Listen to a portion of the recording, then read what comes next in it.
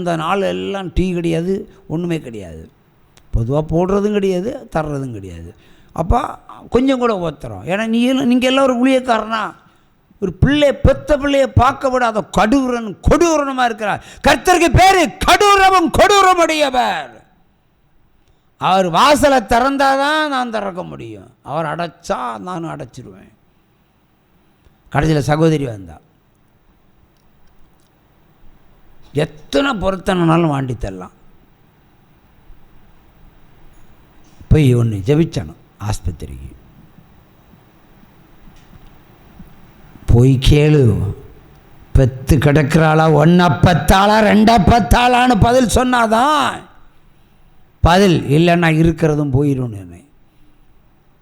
என் குடும்பத்துக்கே தீர்க்க தரிசனம், இருக்கிறவர்களையும் போயிடும். பயந்தார்கள், நடுங்கினார்கள். போய் கேளுன்னு மருத்துவமனை போனான். அண்ணி உண்மையை சொல்லுங்க, பிள்ளை ஒன்றா ரெண்டா? அண்ணி 2 பிள்ளை. இப்போ வருது முத்து, 2 பிள்ளை. ஒன்றுங்க அது ஹார்ட்டில் கொஞ்சம் ஃபீட்டு கம்மியானது, நாங்கள் வளராமல் இருக்கு, இன்ஜெக்ஷன் போட்டு கொன்னோம். அதனால தான் ஆஸ்பத்திரியில் வந்து ஆப்ரேஷன் பண்ணி இந்த கட்டியை எடுத்து வெளியே போட்டுட்டு இந்த குழந்தைய தந்தார். இப்போ புரியுதா? தீர்க்க தரிசனத்தை அவமானப்படுத்தினாலும் ஆண்டவர் அழித்து தான் விடுவார். உண்மையை சொன்ன பிறகு ஆண்டவர் சொன்னார் போன்னு சொன்னார். போனோம். போயும் குழந்தைய பார்க்கல. கண்ணாடி அறையில் நின்று குழந்தைய எட்டி பார்க்குற முன்னாடி ஸ்வஸ்தம், நீ திரும்பி போன்னு சொல்லி அப்படியே கூட்டிகிட்டு வந்தேன். இன்னைக்கு அந்த பொருத்தனை செலுத்தலை. அதான் என் மனைவி குடும்பத்துக்கும் எனக்கும் பகை.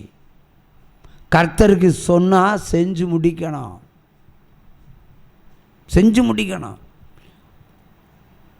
ஆனால் அப்படி இல்லை, வார்த்தையை விடுவாங்க, செய்ய மாட்டாங்க. கர்த்தருடைய காரியத்தில் கண்ணும் கருத்துமாக இருங்க. தேவனுக்கு கொடுக்குறனால ஒன்றும் குறைஞ்சி போகாது. அவர் நிறைவாக கொடுக்கத்தான் போகிறார். ஆனால் கொடுத்துட்டு புலம்பாதீங்க, கொடுக்கறது யோசிங்க, கொடுத்த பொருள் எதுவும் யோசிக்காதீங்க. உற்சவமாக கையை தட்டலாம். அல்லேலூயா. ஆகவே ஆண்டவர் சொல்ல, நீங்கள் அறிவில்லாத பிள்ளைகள், அறிவே கிடையாது உங்களுக்கு, பைத்தியமுள்ள பிள்ளைகள், பைத்தியக்காரத்தனமாக இருக்கிறீங்க. தீர்க்க தரிசனம் உரைத்தது நான், தீர்க்க தரிசனம் உரைத்து 90 நாளில் 89 நாள் அதில் நீ கர்ப்பம் ஆயிருப்பேன்னு சொன்னது இந்த ஊழியம். கடைசியில் எனக்கே மஞ்சள் அரித்து பணிபுரிந்து விட்டார்கள். என் குடும்பத்துக்கே அழுவா.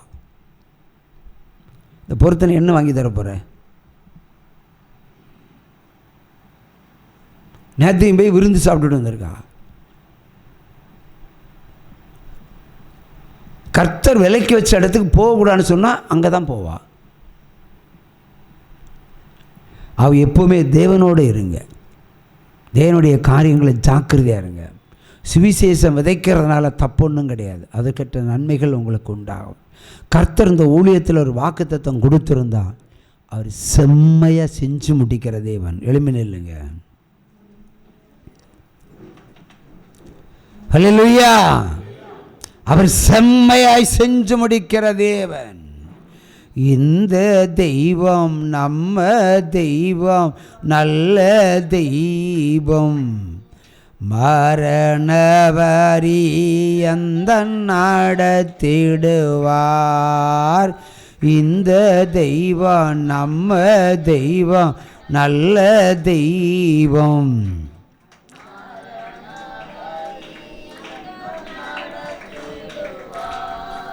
எத்தனையோ இடர் சூழ்ந்தாலோ